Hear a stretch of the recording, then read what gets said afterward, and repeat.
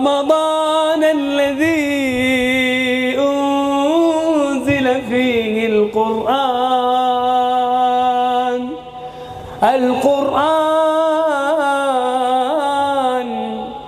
هدى للناس وبينات من الهدى والفرقان. السلام عليكم ورحمة الله وبركاته. بسم الله الرحمن الرحيم. الحمد لله رب العالمين، الصلاة والسلام على رسوله الأمين وعلى آله وأصحابه أجمعين وعلى من تبعهم بإحسان إلى يوم الدين، وبعد.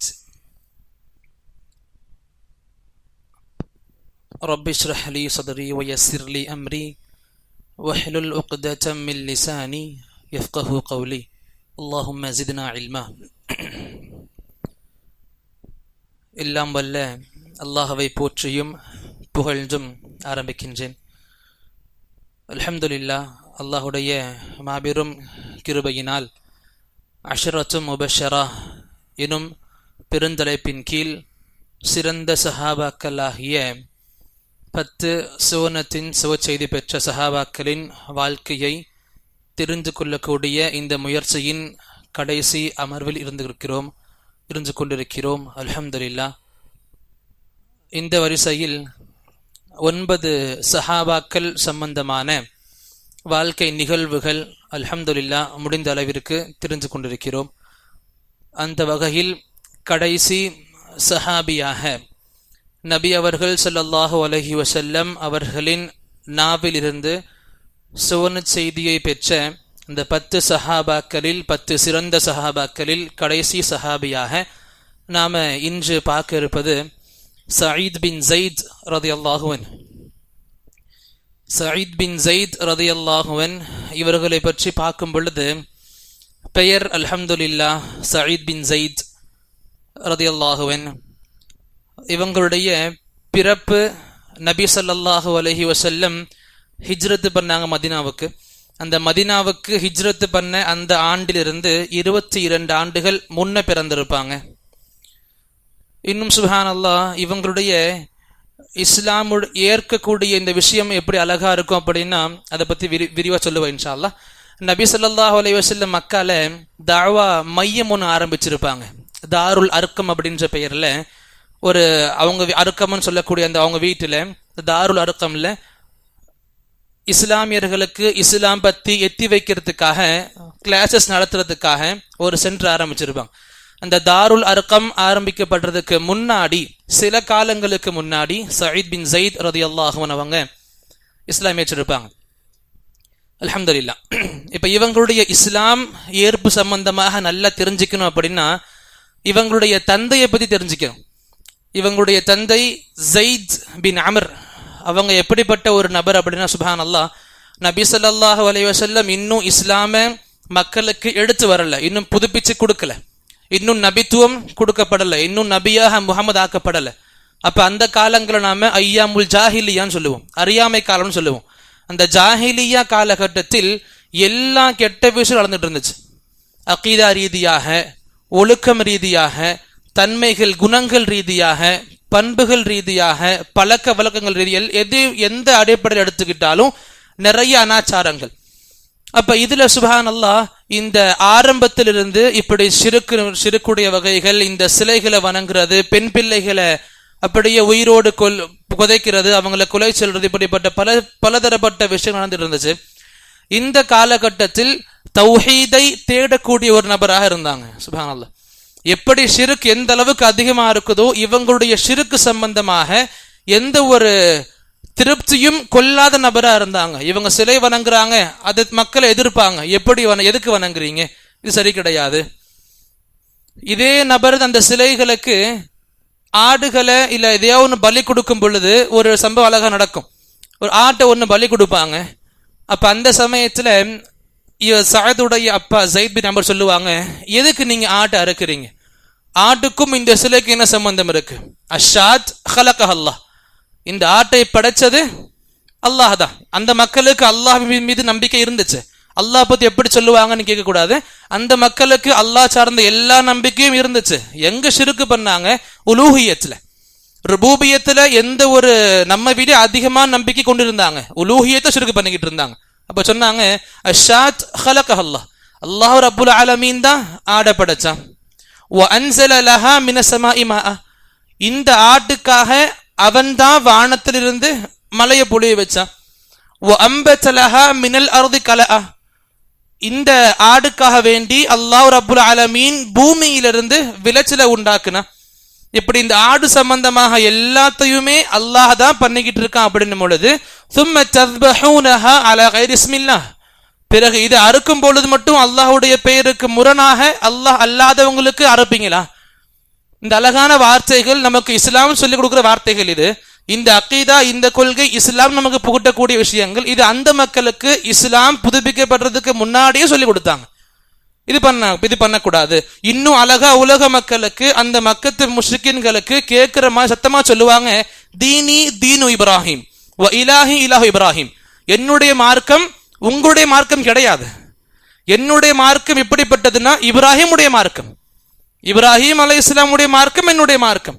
இப்ராஹிம் அலைஹிஸ்ஸலாமுடைய இறைவன் என்னுடைய இறைவன். அப்ப இந்த அளவுக்கு அந்த மக்களுக்கு முன்னாடி ரொம்ப இதுவாக பகிரங்கமாக வெளிப்படுத்தி பேசினாங்க, அல்லாஹ் ரப்புல் ஆலமீன் இருக்கான், அவனுக்கு இந்த ஷிர்க்குகள் பண்ணக்கூடாது. அப்ப என்ன பண்றாங்க? உண்மையான மார்க்கத்தை தேட போறாங்க. அப்ப எது உண்மையான மார்க்கமா நிலை தெரிஞ்சிச்சு அப்படின்னா, கிறிஸ்துவம் வந்து சொல்லலாம். கிறிஸ்துவர்களும் இருந்தாங்க, யூதர்களும் இருந்தாங்க. அந்த கிறிஸ்துவ மத போதகர்கிட்டையும் போறாங்க, யூத மத போதகர்கிட்டையும் போறாங்க. ரெண்டு சைட்ல இருக்கிற பெரிய பெரிய அவங்களுடைய ஆளுங்கள் கிட்ட போறாங்க. போய் கேட்கிறாங்க, பேசுறாங்க, தெரிஞ்சுக்கிறாங்க. இதுலயும் கலப்படங்கள் இருக்கு. தூய்மையான கொள்கை இவங்களும் ஃபாலோ பண்ணல, தூய்மையான கொள்கையை இவங்களும் ஃபாலோ பண்ணல. அப்ப இவங்களோடு கலந்துக்காம தன்னை தனியா வைக்கிறாங்க. மார்க்கத்தை தேடி போறாங்க, யூதர்களையும் பார்க்கறாங்க, கிறிஸ்துவர்களையும் பார்க்கறாங்க. ரெண்டு பேரோடையும் சேர்ந்துக்கல, புரிஞ்சுக்கிறாங்க. ரெண்டு சைட்லயும் கலப்படங்கள் இருக்கு, தனியா வந்துடுறாங்க. சுப்ஹானல்லாஹ். இதே நபர் தான் இங்க இதுவும் பேசுவாங்க. எங்க பெண் பிள்ளைகளை கொலை பண்றதுக்காக தந்தைமார்கள் கொண்டு போவாங்களோ அவங்கள பார்க்கும் பொழுது நிப்பாட்டி பேசுவாங்க, நீங்க பண்றது சரி கிடையாது, உங்களுக்கு இந்த பெண் குழந்தைய பிடிக்கலன்னா எனக்கிட்ட கொடுத்துருங்க, நான் வளர்த்துக்கிறேன். எப்படி?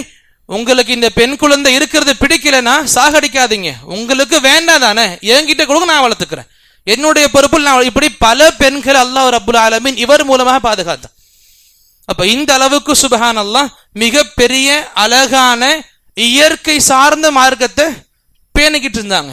இதனாலேயே நபியும் சொல்லுவாங்க, குல்லு மௌலூதின் யூலது அலல் ஃபித்ரா, பிறக்கக்கூடிய ஒவ்வொரு குழந்தையும் இயற்கையின் பால் பிறக்குது, இயற்கை மரபுப்படிதான் பிறக்குது. அவங்களுடைய தந்தைமார்கள், தாய்மார்கள், பெற்றோர் என்ன பண்றாங்க? யுஹவ்விதானிஹி யுனஸ்ஸிரானிஹி யுமஜ்ஜிசானிஹி, அந்த பெற்றோர்கள் தான் அந்த பிள்ளைகளை அவங்களுக்கு ஏத்த மாதிரி யகூதியாகவோ நசரானியாகவோ இல்ல மஜூசியாக மாத்துறாங்க. அப்ப இவங்க இயற்கையை விரும்பக்கூடிய இயற்கை மரபோடு இருந்த காரணத்தினால அந்த இயற்கை மார்க்கமான இஸ்லாத்தை தெரிஞ்சிருந்தாங்க. அல்ஹம்துலில்லாஹ். இப்படிப்பட்ட சரித்திரங்கள், இப்படிப்பட்ட விஷயங்கள் உள்ளடக்கிய ஸைத் பின் அமர் இவங்க சம்பந்தமாக நபி சொல்லி கொடுப்பாங்க. நபியுடைய இந்த நபித்துவம் கிடைக்கிறதுக்கு முன்னாடி அவங்க இறந்தும் போயிருப்பாங்க. ஸைத் பின் அமர் நபியுடைய நபித்துவ முகமது நபியாகப்படுறதுக்கு முன்னாடி இறந்தும் போயிருப்பாங்க. நபி அலைஹிஸ்ஸலாத்து வஸ்ஸலாம் சொல்லுவாங்க, நான் ஸைத் பின் அமரை சொர்க்கத்துல பாக்குறேன், நான் ஸைத் பின் அமரை சொர்க்கத்துல பாக்குறேன்னாங்க. இதே வேறு இடங்கள்ல சொன்னாங்க, அல்லாஹ் ரப்புல் ஆலமீன் நாளை மறுமையில ஸைத் பின் அமரை எழுப்பும் பொழுது ஒரு உம்மத்தாக எழுப்புவான், ஒரு கூட்டமாக எழுப்புவான். அப்ப அவங்களுடைய வாழ்க்கை எப்படி இருந்துச்சு? அப்ப அல்லாஹ் ரப்புல் ஆலமீன் எந்த அளவுக்கு இவங்களுடைய வாழ்க்கைக்கு இவங்களுடைய வாழ்க்கையில முக்கியத்துவம் கொடுத்திருக்கான், எந்த அளவுக்கு இவங்க வாழ்க்கை ரீதியாக பிற மக்கள் பலனடைஞ்சாங்க. அப்ப இந்த விஷயங்கள் சும்மா கிடையாது. இந்த மனிதரை ஒரு உம்மத்தை போல் அல்லாஹ் கொண்டு வருவான்னு சொல்லி சும்மா கிடையாது. இதே வார்த்தை அல்லாஹ் ரப்புல் ஆலமீன் இப்ராஹிம் அலைஹிஸ்ஸலாம் பயன்படுத்தியிருப்பான், இப்ராஹிம் அலைஹிஸ்ஸலாமுக்கு பயன்படுத்தியிருப்பான். இன்ன இப்ராஹிம கான உம்ம, இப்ராஹிம் அலைஹிஸ்ஸலாம் ஒரு சமூகத்தை போன்றவர். என்ன பண்ணாங்க? ஊர்ல உள்ள எல்லா மக்களும் எதிர்த்து இருந்த போது இவங்க தௌஹீதை நிலைநாட்டுறாங்க. அதே போல வார்த்தைகளை நபி சொன்னாங்க. ஜெயித் பின் அமர் நாளைக்கு அல்லாஹ் எழுப்பும் பொழுது ஒரு உம்மத்தாக எழுப்புவான். ஏன்னா ஊரே இவங்களுக்கு எதிரில் இருந்தாங்க, இவங்க தௌஹீதை நாட்டியிருந்தாங்க. அப்ப நிறைய மக்கள் சொல்லுவாங்க இஸ்லாம் பயாஸ்டா இருக்குது, இஸ்லாம் பார்ஷியாலிட்டி பார்க்குது, யார் யாரெல்லாம் முஸ்லிம்களோ அவங்கள மட்டும்தான் இஸ்லாம் சொர்க்கவாசின்னு சொல்லுது, யாரு நபி முகமதுன்ற ஒரு நபர் நபியாக்கப்படுறதுக்கு பின்னாடி இருந்தாங்களோ அவங்க மட்டும்தான் சொர்க்கவாசிகளை கணக்கெடுக்குது, அவங்களுக்கு முன்னாடி வாழ்ந்த மக்கள்ல நரகவாசின்னு சொல்லுது. அப்படி கிடையாது. இஸ்லாம் என்ன சொல்லுது, இயற்கை மார்க்கத்தின்படி யார் வாழ்ந்து மரணிக்கிறாங்களோ அவங்களுக்கு அல்லாஹ் ரபுல் ஆலமீன் சொர்க்கத்தை கொடுப்பான். அந்த அடிப்படையில தான் ஜெயித் பின் அமர் இஸ்லாமை ஏத்துக்கல. இஸ்லாம் ஏத்துக்கலன்னா இந்த இஸ்லாம் புதுப்பிக்கப்படுறதுக்கு முன்னாடியே அவங்க இறந்து போயிட்டாங்க, அவங்களுக்கு இஸ்லாம் ஏத்துக்கக்கூடிய வாய்ப்பும் கிடைக்கல. இதுக்கு என்ன காரணம் கிடையாது, இவங்க எல்லாம் நரகவாசியும் கிடையாது, இவங்களுக்குள்ள அல்லாஹ்வுக்கு பிடிக்காத, அல்லாஹ் மன்னிக்காத ஷிர்க் கிடையாது. ஷிர்க வெறுத்தாங்க, அந்த ஐயாமுல் ஜாஹிலியாவுடைய கெட்ட கெட்ட விஷயங்களை வெறுத்தாங்க. அந்த அடிப்படையில இவங்க இயற்கை மார்க்கத்தை பின்பற்றினாங்க, இயற்கை மார்க்கத்தின்படி மரணம் அடைஞ்சாங்க. அப்ப நபி சொன்னாங்க, நான் ஜெயித் பின் அமரை சொர்க்கத்துல பாக்குறேன்னாங்க. சுப்ஹானல்லாஹ். இப்படிப்பட்ட தந்தையுடைய பிள்ளை தான் சயீத் பின் ஸைத் ரலியல்லாஹு அன்ஹு. அப்ப நம்ம இதுலயே புரிஞ்சுக்க முடியும், இந்த அளவுக்கு தகப்பன் இருக்கிறார் அப்படின்னா எந்த அளவுக்கு பிள்ளையை வளர்த்திருப்பார். இப்ப தகப்பனுக்கு தௌஹீதின் படி இந்த அளவுக்கு ஆர்வம் இருக்குது, முழு உலகமே எதிரில் இருக்கிற எல்லாருமே ஷிர்க்ல மூழ்கி இருக்கும் பொழுது இவருக்கு அல்லாஹ் இந்த சிந்தனை கொடுத்திருக்கான் அப்படின்னா தான் பிள்ளை எப்படி வளர்த்திருப்பாங்க. இதனாலேயே ரொம்ப சீக்கிரமாக இஸ்லாம் ஏத்துக்கிட்டாங்க. இதனாலேயே ஆரம்ப கட்டத்துல இஸ்லாம் ஏத்துக்கிட்ட அஸ்ஸாபிகூன் அவ்வலூன்ல இவங்களும் வருவாங்க. சுப்ஹானல்லாஹ். அப்ப மிகச்சிறந்த விஷயங்கள் இவங்களுக்கு இப்படி தந்தை சம்பந்தமா இருக்கும் பொழுது, இன்னும் உறவு ரீதியாக பார்க்கும் பொழுது உமர் ரலியல்லாஹு அன்ஹு அவங்களோடு நெருங்கிய உறவு இருந்துச்சு. எப்படி அப்படின்னா, உமர் ரலியல்லாஹுடைய தங்கை ஃபாத்திமா இருப்பாங்க, ஃபாத்திமாவுடைய கணவர் சயீத் பின் ஸைத் ரலியல்லாஹு அன்ஹு. மறுபக்கம் இப்படியும் அறிவிப்புகள் வருது, சயீத் பின் ஸைதுடைய சகோதரியான ஆத்திகா இவங்க உமருடைய மனைவி, இவங்களுடைய தங்கச்சி இவங்க கட்டிக்கிட்டாங்க, இவங்க சகோதரிய இவங்க கட்டிக்கிட்டாங்க. இந்த முறையில இந்த அடிப்படையில இந்த உறவு ரீதியாக பார்க்கும் பொழுதும் உமரோடு மிக நெருக்கிய உறவுல இருந்தாங்க. அல்ஹம்துலில்லாஹ் ரலியல்லாஹு அன்ஹுமா. இந்த அடிப்படை பார்க்கும் பொழுது நான் அதையும் சொல்ல விரும்புவேன். உமர் ரலியல்லாஹு அன்ஹு இஸ்லாமை ஏத்துக்கக்கூடிய அந்த சமயத்துல நம்ம எல்லாருக்கும் இந்த விஷயங்கள் தெரிஞ்சிருக்கும்னு நினைக்கிறேன். இந்த மாதிரி உமர் வந்துகிட்டு இருப்பாங்க, அப்ப அவங்க தங்கை வீட்டுல குர்ஆன் ஓதப்பட்டுக்கிட்டு இருக்கும், தங்கையும் அவங்களுடைய தங்கை கணவரும் ஓதிக்கிட்டு இருப்பாங்க. இது மிகப்பெரிய காரணம் அமைஞ்சிச்சு உமருடைய இஸ்லாமுக்கு. ஆனா இந்த செய்தி சம்பந்தமாக பல ஆலிம்கள் இது சஹீ கிடையாது, கருத்து ஏற்பாடுகள் இருக்கு. இருந்தாலும் அந்த தங்கை கணவராக சொல்லப்படக்கூடியது ஃபாத்திமா பின் கத்தாப் அவங்களும் சயீத் பின் ஸைத் இவங்களும் தான். அது சஹீ தஈஃப் மறுபக்கம். அல்ஹம்துலில்லாஹ். ஆனா இதனாலதான் உமரை பத்தி பேசும்பொழுது இந்த சம்பவத்தை நான் சொல்லல, ஏன்னா இது சம்பந்தமான கருத்து வேறுபாடுகள் மக்கள் மத்தியில உலமாக்கள் மத்தியில் இருக்குதுன்றதுனால நான் இங்க வெளிப்படுத்தல. சரி, அப்ப இந்த அளவுக்கு நெருக்கம் இஸ்லாம் சார்ந்து இருக்குது. அதே இஸ்லாத்திற்கு பல தியாகங்களையும் பண்ணி கொடுத்தாங்க. எந்த அளவுக்கு தியாகங்கள்னா, இவங்களுடைய தியாகங்களை மிகச்சிறந்த சஹாபாக்கள் போற்றுவாங்க. எந்த அளவுக்கு போற்றுவாங்க அப்படின்னா, ஹிலாபத்துடைய இந்த நாட்களில் ஆரம்ப கலீஃபாக்களாக இருந்த அபூபக்கரா இருக்கட்டும், உமரா இருக்கட்டும், தன்னுடைய நெருங்கிய அமைச்சரவையில, தன்னுடைய ஷூரா கமிட்டியில, மஷூரா குழுவுல இவங்களை ஒருத்தர வச்சிருந்தாங்க. எந்த விஷயமா இருந்தாலும் அபூபக்கரும் சரி உமரும் சரி இவங்களை கேட்காம முடிவெடுக்க மாட்டாங்க. இந்த அளவுக்கு இவங்களுடைய மகிமையை சிறந்த சஹாபாக்களாகி, இவரை விட சிறந்த சஹாபாக்களா இருக்கு அபூபக்கர் உமர், இவங்களை போற்றுனாங்க, இவங்களை கண்ணியம் காத்தாங்க. அல்ஹம்துலில்லாஹ். என்ன ஆயிருக்கு அப்படின்னா, அபூ உபைதா ரலியல்லாஹு அன்ஹு அவங்க இருப்பாங்க, அவங்க படை தளபதிகளாக பல வெற்றிகளை இஸ்லாம் சேர்த்து கொடுத்தாங்க. அப்படிதான் திமஷ்குடைய வெற்றி நடந்துச்சு. திமஷ்க் அப்படின்னா இன்னைக்கு நம்ம டமாஸ்கஸ் சொல்றோம்ல, சிரியாவுடைய கேபிட்டல் டமாஸ்கஸ். இந்த டமாஸ்கஸ் உடைய வெற்றி இஸ்லாமுக்கு வந்துச்சு. அல்ஹம்துலில்லாஹ். இந்த திமஷ்குடைய வெற்றிக்கு பிறகு அபூ உபைதா என்ன பண்றாங்க, சயீத் பின் ஸைதை கூப்பிட்டு, நீங்க இந்த திமஷ்குடைய கவர்னராக இருப்பீங்க இதுக்கப்புறம் நாங்க அந்த பொறுப்பை கொடுக்கறாங்க ரலியல்லாஹு அன்ஹும். அந்த பொறுப்பு கேட்ட உடனே மறுத்தாங்க, எனக்கு இந்த பொறுப்பு வேணாம், எனக்கு இந்த பொறுப்பின் மீது ஆசையும் கிடையாது, எனக்கு இந்த பதவியை கண்டு பயம் ஏற்படுது. அல்லாஹ் ரப்புல் ஆலமீன் என்னுடைய வாழ்க்கை சம்பந்தமாக கேட்கிற கேள்விகளே என்ன பதில் சொல்ல போறேன்னு தெரியல, இதுல எக்ஸ்ட்ரா இந்த பொறுப்பையும் கொடுத்து இந்த ஊர் மக்களுடைய சார்பாக எனக்கு அல்லாஹ் ரப்புல் ஆலமீன் கேள்வி கேட்கணும் அப்படின்னா எனக்கு இது வேணாம், எனக்கு இந்த பொறுப்பு வேணாங்க, தள்ளி விட்டு போனாங்க. அப்ப இந்த அளவுக்கு இஸ்லாம் சம்பந்தமாக ரொம்ப அதிகமான அல்லாஹ்வுடைய பயம் கொண்ட ஒரு சஹாபியா இருந்தாங்க. இந்த அளவுக்கு அல்லாஹ் ரப்புல் ஆலமீனுடைய கேள்விகளை அஞ்சக்கூடிய ஒரு நபராகவும் இருந்தாங்க. அல்ஹம்துலில்லாஹ். அதே அடிப்படையில் பார்க்கும் பொழுது சயீத் பின் ஸைத் ரலியல்லாஹு அன்ஹு இவங்களை பற்றி நபி ஸல்லல்லாஹு அலைஹி வஸல்லம் அவங்களும் கூட நிறைய இடங்கள்ல போற்றியும் பேசியிருப்பாங்க. அதே போல இவங்களுடைய மிக சிறந்த விஷயங்கள்னு பார்க்கும் பொழுது உமர் ரலியல்லாஹு அன்ஹு அவங்களுடைய ஷஹாதத்தின் போது இறந்திருப்பாங்க. அவங்களுடைய ஷஹீதாக்கப்படக்கூடிய அந்த நிலைமையில உமருடைய உயிர் பிரிஞ்ச பிறகு உமரை பார்த்து ரொம்ப தேம்பி தேம்பி அழுவாங்க. இவங்க உறவுக்காரன்ற அடிப்படையில கிடையாது, அந்த நேரத்தில் அழுது அழுது உமருடைய மகிமையை வெளிப்படுத்துவாங்க. இந்த அளவுக்கு இஸ்லாமை பாதுகாத்த ஒரு மன்னராக இருந்தார். இஸ்லாத்துக்குள்ள எந்த ஒரு ஃபித்னாக்களும் வரவிடாம மிகப்பெரிய ஒரு கதவாக இருந்தார். இவர் இப்ப கிடையாது. அந்த நேரத்தில் சொல்லி அழுதாங்க, இஸ்லாம் இன்னைக்கு அடைஞ்ச நஷ்டம் இருக்குதே, அல்லாஹ்வுடைய விதிப்படி இன்னைக்கு இஸ்லாம் அடைஞ்ச நஷ்டம் இருக்குதே, மறுமை நாள் வரைக்கும் இந்த நஷ்டத்தை சரி கட்ட முடியாது. இப்ப உண்மையான விஷயமும் கூட உமருடைய இழப்பு அவ்வளவு பெரிய இழப்பா இருந்துச்சு முஸ்லிம்களுக்கு, பொதுவாக இஸ்லாமிய உலகத்திற்கு மிகப்பெரிய இழப்புகள்ல ஒண்ணு. அப்ப உமருடைய இழப்பை கண்டு இந்த அளவுக்கு பெரிய அச்சம் இருந்துச்சு ஒரு பக்கம்.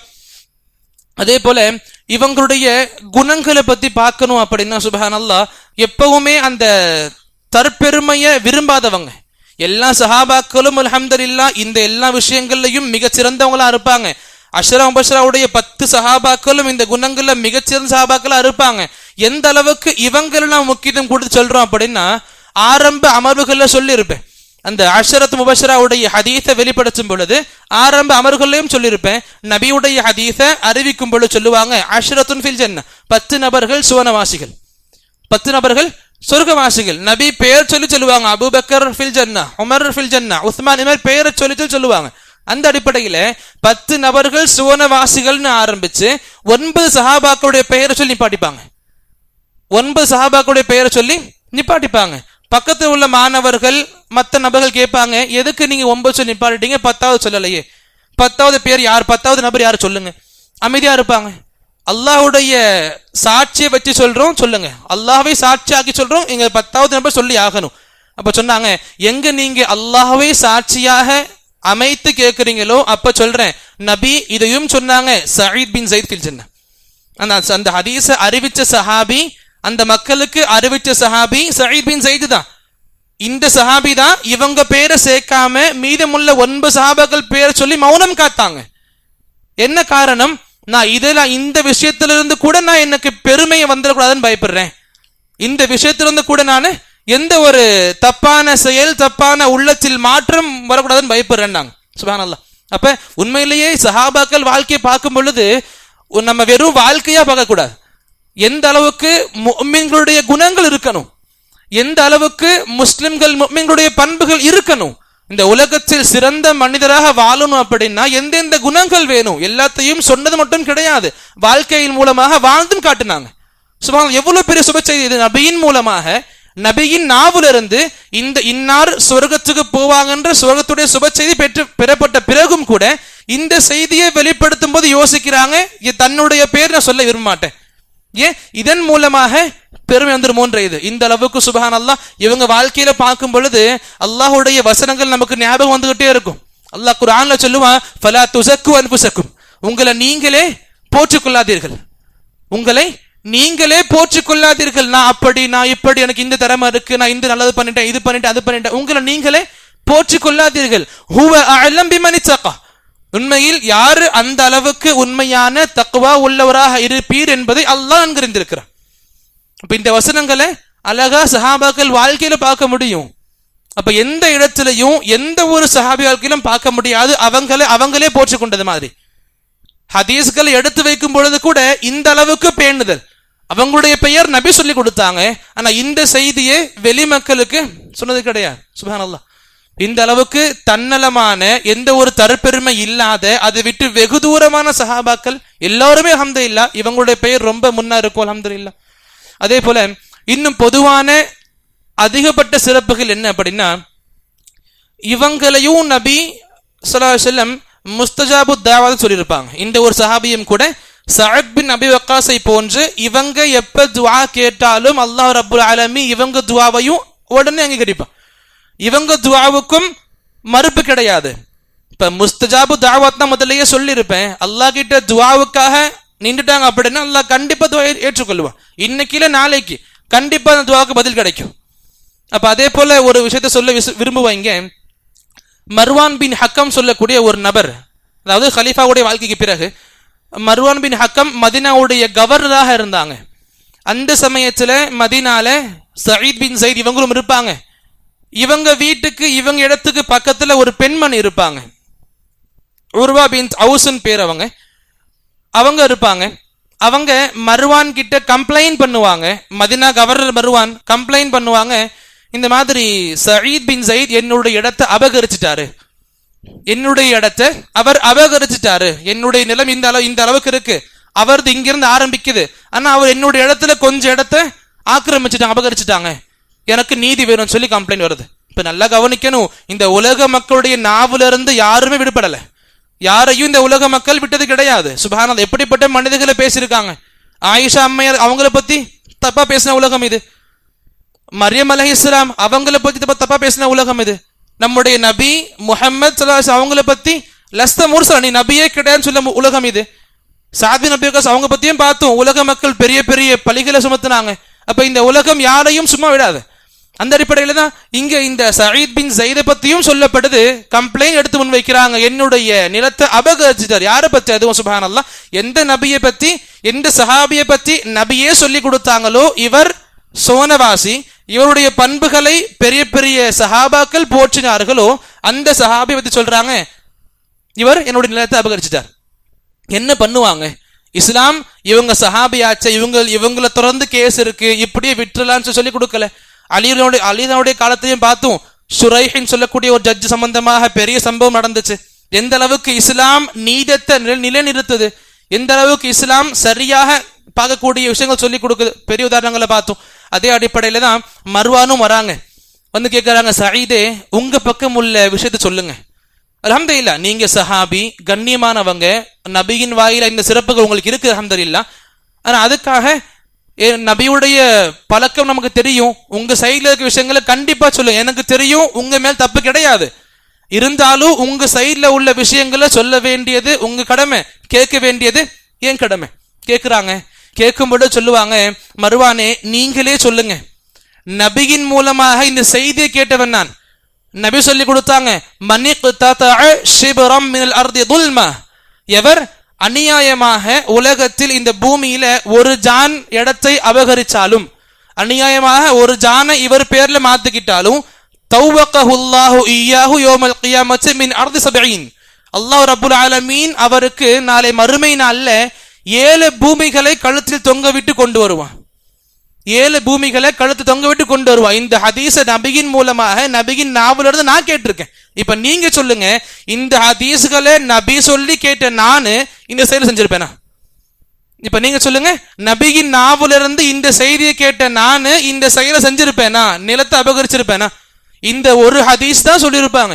மர்வான் உடனே சொல்லியிருப்பாங்க, வேறு எந்த தெளிவும் எனக்கு தேவை கிடையாது, இனி எனக்கு எந்த ஒரு தெளிவும், எந்த எவிடன்ஸும், எந்த ப்ரூஃபும் தேவையே கிடையாது, நீங்க இந்த ஹதீஸை சொல்லி கொடுத்துட்டீங்க, எனக்கு இதுவே மிகப்பெரிய சான்று போதும். ஆனா இருந்தாலும் மனசு உடைஞ்சிருச்சு.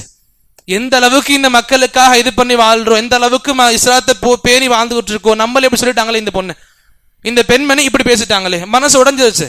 அல்லாஹ் கிட்ட துஆ கேட்டாங்க, அல்லாஹும்ம இன் கானத் காதிபா, யா அல்லாஹ் இந்த பெண்மணி பொய் பேசக்கூடியவராக இருந்தா, இந்த பெண்மனுடைய வார்த்தை பொய் அப்படின்னா, ஃபஅம்மி பஸரா, அந்த பெண்மனுடைய கண் பார்வை எடுத்துறியா அல்லாஹ், வக்துல்ஹா ஃபி அர்திஹா, அவளுடைய இடத்தில் அவளை சாகடிச்சிரு. அப்ப இதே போல இந்த ஹதீஸ் அறிவிக்கிற அறிவிப்பாளர் சொல்லுவாங்க, இந்த துஆ செய்த 1 மாதம் தான் கழிஞ்சிச்சு, அந்த பெண்மனுடைய பார்வை அல்லாஹ் எடுத்துட்டான். பெண்மணிக்கு இந்த பார்வை போயிருச்சு. பிறகு இவங்களுடைய இதே துஆ தான் என்ன எப்படி வந்துச்சு? சுப்ஹானல்லாஹ், இவங்க எந்த நிலத்தை பத்தி பேசினாங்களோ சயீத் அபகரிச்சிட்டாருன்னு சொல்லிட்டு, அந்த நிலத்துல ஒரு குழி இருந்துச்சு, கண்ணு தெரியாம போனாங்க, குழியில விழுந்தாங்க, இறந்தாங்க. அப்ப இந்த அளவுக்கு இவங்களுடைய துஆக்கள் அல்லாஹ் ரப்புல் ஆலமீன் ஏத்துக்கிட்டான். இங்க இதுவும் புரிஞ்சுக்கணும், அன்னைக்கு சொன்ன அதே விஷயம் இன்னைக்கும் சொல்ல விரும்புவேன். நபி சொல்லி கொடுப்பாங்க, இத்தகி தஅவத்தல் மத்லூம் ஃபஇன்ன பைனஹா வ பைனல்லாஹி வலைஸ பைனஹா பைனல்லாஹி ஹிஜாப். அநீதம் இழைக்கப்பட்ட மக்களின் பத்வாக்களை விட்டு தப்பிச்சிருங்க. ஏன்னா இந்த துவாவுக்கும் அல்லாஹ்வுக்கும் மத்தியில திரையே இருக்காது. இங்க மக்கள் என்ன சொல்லுவாங்க அப்படின்னா, எது நடந்தாலும் பரவாயில்ல, பத்வா ஏன் கொடுக்கணும்? தப்பு நடக்குது, பத்வா ஏன் கொடுக்குறீங்க? சுப்ஹான் அல்லாஹ், இது நம்முடைய அறியாமைத்தனம். நாம அநீதம் இழைக்கப்பட்ட பிறகு அந்த நபர்கிட்ட சொல்றோம் பத்வா கொடுக்காதீங்கன்ட்டு. யாரு அநியாயம் பண்றாங்களோ அவங்க தடுக்க மாட்டோம். அநீதம் இழைக்கப்பட்டவர் மீது உரிமை அது பத்வா செய்யறது. அநீதி இழைக்கப்பட்டவர் அல்லாஹ் கிட்ட கேட்கறது இவங்களுடைய உரிமை. இதை தடுக்கிறதுக்கு நமக்கு உரிமை கிடையாது. என்ன பண்ணணும்? நாம யாரு அநியாயம் செய்யறாங்களோ அவங்க அநியாயத்தை நம்ம தடுக்கணும். இஸ்லாம் சொல்லி கொடுக்காது தானே. அநீதி இழைக்கிறவங்க தடுக்கிறது முடியுது கிடையாது. சுப்ஹான் அல்லாஹ். அப்ப இந்த அளவுக்கு பெரிய விஷயங்கள் முஸ்தஜாபு தஅவாத் என்ற பட்டத்திற்கு சொந்தக்காரர் இவங்களும் இருக்காங்க, அல்ஹம்துலில்லாஹ். அதே போல இவங்களை பத்தி பேசும்பொழுது இறுதியாக ஒரு சந்தேகத்தை தெளிவுபடுத்தி விரும்புவேன். இன்ஷா அல்லாஹ் நீங்களும் கேட்டிருப்பீங்க சந்தேகத்துக்கு முன்னாடி என்கிட்ட. இப்ப உமர் ரலியல்லாஹு அன்ஹு அவங்களுடைய மரணத்தின் போது அடுத்த ஹலீஃபா யாருன்னு பேச்சு வருது. அப்ப சொல்லுவாங்க, 6 நபர்களை எடுத்து முன்வைப்பேன். இந்த 6 நபர்கள் ஒன்னா கூடி பேசுவாங்க, ஒரு கமிட்டியா இருப்பாங்க. அந்த 6 நபர்கள் அவங்களுக்குள்ள ஒருத்தர் ஹலீஃபாவா ஆக்கிப்பாங்க. அந்த 6 நபர்களை நபி உமர் சொல்லும் பொழுது 6 பேரும் இந்த பட்டியலில் இருக்கிற நபர்கள் தான், இந்த அஷ்ரா முபஷ்ஷரா இருக்கக்கூடிய நபர்கள் தான். அப்ப இந்த 6 பேர் இருக்கிறாங்க. இவங்க இல்லாத எத்தனை பேரு? 10 பேர்ல 6 பேர் சொல்லிட்டாங்க, மீதி 4 பேர். அந்த 4 பேர்ல அபூபக்கர் உமர் அவங்க 2 பேர், மீதம் இருக்கிறது இன்னும் 2 பேர். அந்த 2 பேர்ல நம்ம இதையும் சொல்லிட்டேன், உமருடைய வாழ்க்கையிலேயே அபு உபைதா ஷஹீத் ஆயிட்டாங்க. அம்பாஸ் என்ற ஊர்ல அந்த பிளேக் நோயினால ஷஹீதாக்கப்பட்டிருப்பாங்க. மீதம் இருக்கிறது ஒரே ஒருத்தர், யாரு? Saeed bin Zaid. இவங்க பெயரை உமர் ஏன் சொல்லல? இவங்களை தவிர இந்த பட்டியலில் இருக்கிற 6 பேரையும் சொல்லிட்டாங்க, இவங்க பேரை உமர் ஏன் சொல்லல? உமர் இந்த சஹாபி இருக்கிறாங்களா? உமர் இந்த சஹாபிக்கு துரோகம் பண்ணாங்களா? உமர் இந்த சஹாபிக்கு அநியாயம் பண்ணாங்களா? மக்கள் எடுத்து வைக்கிற கேள்விகள் இதுவும் ஒண்ணு. நல்லபடியா புரிஞ்சுக்கணும். நான் முதல்லயே சொல்லிட்டேன், உமருடைய நெருங்கிய உறவுல சயீத் பின் ஸைத் இருக்கார். உமருடைய நீதம் பத்தி பார்க்கும் பொழுது நான் அன்னைக்கும் சொல்லியிருப்பேன், மக்கள் முன் வந்து சொன்னாங்க உங்களுடைய மகன் அப்துல்லாஹ்வை அடுத்து கலீஃபா ஆக்குங்க. அப்ப என்ன சொல்லியிருப்பாங்க? உமர் என்ன சொல்லியிருப்பாங்க? இந்த நினைப்பு வந்த உடனே தன்னுடைய மகனுடைய மகிமையை மறுக்கல. ஆனா இந்த நினைப்பு வந்துருச்சு, நான் இறந்த பிறகும் நீங்க கண்டிப்பா இதை பத்தி பேசுவீங்க. இப்ப என்ன பண்ணாங்க? தன்னுடைய மகன் மீது உள்ள கண்ணியத்தை இவங்க முன்னாடி குறைச்சாங்க. எந்த மனிதனுக்கு தலாக் கொடுக்கிற சட்ட முறையே தெரியலையோ அவனுக்கா ஹிலாஃபத்தை பத்தி பேசுறீங்க? மகனுடைய வெறுத்து கிடையாது, மகனுடைய மகிமையை இவங்களுக்கு முன்னாடி குறைச்சு பேசுனாங்க. ஏன்? என் மீது உள்ள இந்த ஹிலாஃபத் பொறுப்பு எனக்கு அடுத்து என் குடும்பத்துல யாருக்கும் இருக்கக்கூடாது. இவங்களுடைய நீதத்தினுடைய அடையாளம் அது. அப்படி அந்த அடிப்படையில தான் அப்துல்லா பின் அமருக்கு உமருக்கு கொடுக்கல. அதே அடிப்படையில தான் சயீத் பின் ஸைதுடைய பெயரையும் சொல்லல. இப்ப சயீத் பின் ஸைத் உறவுல இருப்பாங்க, இப்படியும் பயந்தாங்க. எனக்கு பிறகு சயீத் பின் ஸைத் நான் நியமிச்சிருந்தா இவங்க பெயரையும் சொல்லியிருந்தா மக்கள் சொல்லியிருக்கலாம், இந்த மாதிரி உமர் போகும் பொழுது நெருங்கிய உறவுக்காரையும் நியமிச்சுட்டு போயிட்டாரு, இவங்க சப்போர்ட் பண்றதுக்காக சும்மா சொல்லாத மற்ற நபர்கள் பெயர் சொல்லிட்டாங்க, இந்த மாதிரி வார்த்தைகளும் சொல்லியிருக்கலாம். அப்ப இதுக்கு பயந்துதான் சயீத் பின் ஸைதையும் சொல்லல, அப்துல்லா பின் உமர் அந்த மாதிரி பேசியிருப்பாங்க. சுப்ஹானல்லாஹ். அப்ப இதையும் புரிஞ்சுக்கணும். நபி ஸல்லல்லாஹு அலைஹி வஸல்லம் உடைய பண்புகள் சஹாபாக்கள் வாழ்க்கையில நிறைய பார்க்க முடியும், எல்லா பண்புகளையும் பார்க்க முடியும். ஒவ்வொரு பண்புல ஒவ்வொரு சஹாபி மிகச்சிறந்த சஹாபியா இருப்பாங்க. அதே போல நீதங்கள், நபியுடைய நேர்மை நீதம் அடிப்படை பார்க்கும் பொழுது உமருடைய வாழ்க்கையை பார்க்கலாம். சுப்ஹானல்லாஹ். அப்ப இந்த அளவுக்கு அலி ரலியல்லாஹு அன்ஹுடைய காலத்திலையும் சரி, உஸ்மானுடைய காலகட்டத்திலையும் சரி, உமருடைய காலகட்டத்திலையும் சரி, அபூபக்கருடைய காலகட்டத்திலையும் சரி மிகப்பெரிய பணிகளை ஆற்றின சஹாபாக்கள்ல இவங்களும் ஒருத்தவங்க. சுப்ஹானல்லாஹ். இப்படி பெரிய அழகான வாழ்க்கை, சிறந்த வாழ்க்கையை வாழ்ந்த பிறகு ஹிஜ்ரி 51ல மதீனாலேயே வஃபாத்தாறாங்க, மதீனாலே இறந்து போறாங்க. இவங்களுடைய ஜனாசா தொழுகை தொலை வச்சது சஅத் பின் அபி வக்காஸ் ரலியல்லாஹு அன்ஹு. அவங்களுடைய இறப்பு இவங்களுக்கு பிறகுதான் இருக்கும், இறந்திருப்பாங்க. இவங்களுடைய ஜனாசா தொழுகையே சஅத் பின் அபி வக்காஸ் தொலை வச்சிருப்பாங்க. இதே மதீனால பக்கீ சொல்லப்படக்கூடிய கபிரிஸ்தான்ல அடக்கம் செய்யப்பட்டிருப்பாங்க. இந்த அளவுக்கு இவங்களுடைய வாழ்க்கை நிகழ்வுகள் இன்னும் நிறைய விஷயங்கள் இருக்கு. இதுவரைக்கும் அல்ஹம்துலில்லாஹ் போதுமான விஷயங்கள் எடுத்து சொல்ல முயற்சித்த விஷயங்கள் சொல்லி முடிச்சுட்டு அல்ஹம்துலில்லாஹ். இவங்களுடைய இந்த மரணத்தோடு இவங்களுடைய வாழ்க்கையும் முடிவுக்கு வருது. அதே அடிப்படையில நம்முடைய தொடர் அமர்வுகள் கடந்த 20 நாட்களாக நான் பார்த்துக்கிட்டு இருந்தேன். இந்த பெருந்தலைப்பின் கீழ் வரக்கூடிய விஷயங்களை இந்த மரணத்தோடு இந்த அமர்வோடு முடிய பெறுது இன்ஷா அல்லாஹ். சஹாபாக்களுடைய வாழ்க்கையை பத்தி நான் மறுபடியும் சொல்லிக்க விரும்புவேன். என்னதான் நம்ம சொல்லி முடிச்சாலும் இன்னும் விஷயங்கள் ரொம்ப அதிகமா இருக்குது. குறிப்பிட்ட நாள்ல குறிப்பிட்ட இந்த அரை மணி நேரத்துல கண்டிப்பா பேசி முடிக்கிற வாழ்க்கை கிடையாது. ஒவ்வொரு சஹாபையும் வாழ்க்கையில ஒவ்வொரு சகாப்தமாக திகழ்ந்தவங்க. ரொம்ப அதிகமா தெரிஞ்சுக்கணும். வெறும் வாழ்க்கையை படிக்கணும்ன்றது கிடையாது. நம்ம எல்லோருமே சிறந்த மனிதர்களாக மாற விரும்புறோம். அப்ப என்ன பண்ணணும்? ஏற்கனவே சிறந்த மனிதர்களாக திகழ்ந்தவங்களை படிக்கணும். சிறந்த மனிதர்கள்னா சஹாபாக்கள் மட்டும்தான். அவங்களுக்கு பிறகுதான் மற்றவங்க. அவங்க எந்த அளவுக்கு படிப்போமோ இன்ஷா அல்லாஹ் அவங்களுடைய வாழ்க்கை உள்ள குணங்களும் சரி, அவங்களுடைய தன்மைகள் சரி, மஸ்அலாக்களை எப்படி எதிர்கொண்டாங்க, ஃபித்னாக்களை எப்படி எதிர்கொண்டாங்க, எப்படி அணுகுனாங்க, எந்த பிரச்சனைகள்ல எப்படி முடிவு காணாங்க, சஅத் பின் அபி வக்காஸ் எந்த அளவுக்கு தொலைதூரம் போனாங்க, எல்லா விஷயங்கள் நமக்கு முன்னாடி பெரிய சான்றா இருக்குது. அப்ப சஹாபாக்கள் வாழ்க்கைய இந்த அமர்வோடு முடிச்சு கொள்ளாம இன்ஷா அல்லாஹ் எப்பப்பெல்லாம் வாய்ப்பு கிடைக்குதோ அவங்கள படிக்கிறது, எப்பப்பெல்லாம் வாய்ப்பு கிடைக்குதோ அவங்க சார்ந்த பேச்சுகளை கேட்கிறது, எப்பப்பெல்லாம் வாய்ப்பு கிடைக்குதோ இந்த தலைப்பின் கீழ் ஏற்படக்கூடிய தர்சுகள் அமர்ந்து கேட்கிற சுப்ஹானல்லாஹ் நமக்கு பெரிய பலன்களை கொடுக்கும். வெறுமனே நம்ம நேரத்தை ஒதுக்குறோம், வேஸ்ட் பண்றோம்னு கிடையாது. இந்த நேரத்திற்கு அல்லாஹ் கிட்ட மிகப்பெரிய கூலி இருக்குது இன்ஷா அல்லாஹ். அப்ப சஹாபாக்கள் வாழ்க்கையே இன்னும் எவ்வளவு முடியுமோ அதிகமாக படிக்கக்கூடிய மக்களாகவும் அதிகமாக கேட்கக்கூடிய மக்களாகவும் ஆக்குவானாக. அல்லாஹும்ம ஆமீன். இதே அடிப்படையில கடைசியாக அல்ஹம்துலில்லாஹ் போன வருஷத்து போலவே இந்த வருடத்துடைய இந்த ஆரம்ப 20 நாட்கள் நல்ல முடிஞ்சிருக்கு. அல்லாஹ் ரப்புல் ஆலமீன் வாய்ப்பளித்த அவனுக்கு முதற்கட்ட நன்றிகள். பிறகு வாய்ப்பு கொடுத்த பள்ளி நிர்வாகிகளா இருக்கட்டும், பள்ளி இமாமா இருக்கட்டும், ஜமாத் அவங்களுக்காக இருக்கட்டும், என்னோட ஒத்துழைப்பு கொடுத்தவங்க எல்லாருக்கும் அல்லாஹ் பெரிய கூலியை கொடுப்பானாக. எந்த அளவுக்கு நாம இங்க ஒன்னாக இருக்கிறோமோ அல்ஹம்துலில்லாஹ் இதை விட இன்னும் சிறந்த இடத்துல சிறந்த நபர்களோடு அல்லாஹை பார்க்கக்கூடிய பாக்கியத்தை வழங்குவானாக. அல்லாஹும்ம ஆமீன்.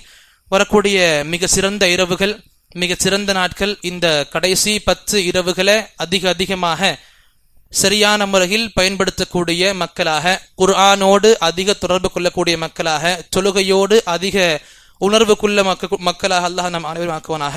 அல்லாஹும்ம ஆமீன். வ ஆகிரு தஅவானா அனில் ஹம்துலில்லாஹி ரப்பில் ஆலமீன். அஸ்ஸலாமு அலைக்கும் வ ரஹ்மத்துல்லாஹி வ பரகாத்துஹு.